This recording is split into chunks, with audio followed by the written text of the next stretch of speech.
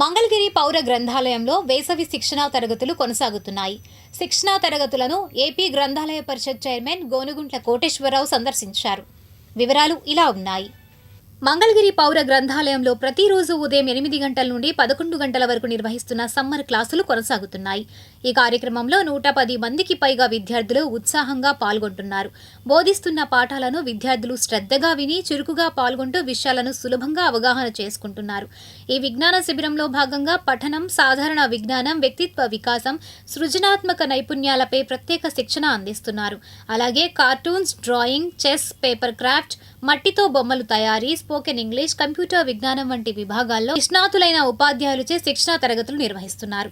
ఈ శిబిరం ద్వారా విద్యార్థుల్లో కొత్త విషయాలపై ఆసక్తి పెరగడంతో పాటు వారి జ్ఞానం మరింత విస్తరించేందుకు తోడ్పడుతోంది. మొత్తం కార్యక్రమం క్రమబద్ధంగా, శ్రద్ధగా నిర్వహించబడుతుండగా విద్యార్థులు మరియు తల్లిదండ్రుల నుంచి మంచి స్పందన లభిస్తోంది.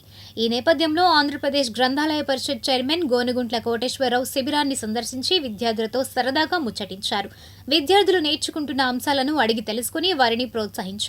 విద్యార్థుల ప్రతిభను అభినందిస్తూ ఇటువంటి విజ్ఞాన శిబిరాలు భవిష్యత్తుకు ఎంతో ఉపయోగపడతాయని తెలిపారు. విద్యార్థుల అభివృద్ధికి ఇటువంటి కార్యక్రమాలు ఎంతో ఉపయోగపడతాయని నిర్వాహకులు తెలిపారు.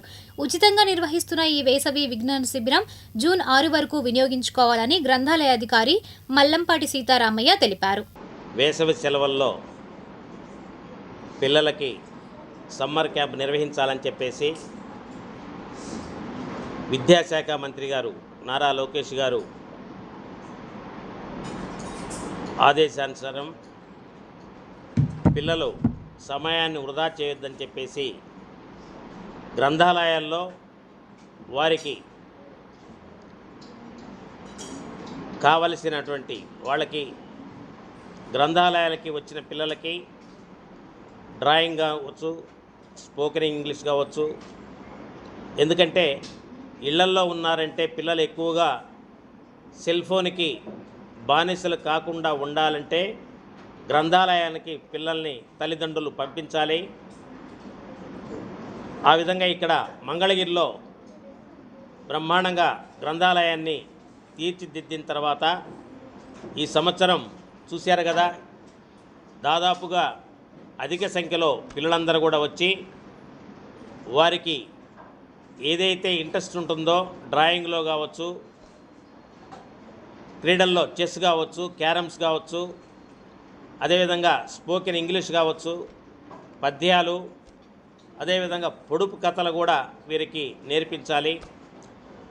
వీటిల్లో ఎవరైతే అనుభవజ్ఞులు ఉంటారో ఆ అనుభవజ్ఞులతోటి ఈ పిల్లలందరికీ కూడా మొన్న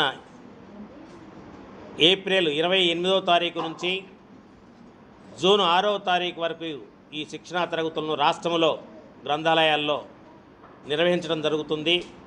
కొంతమంది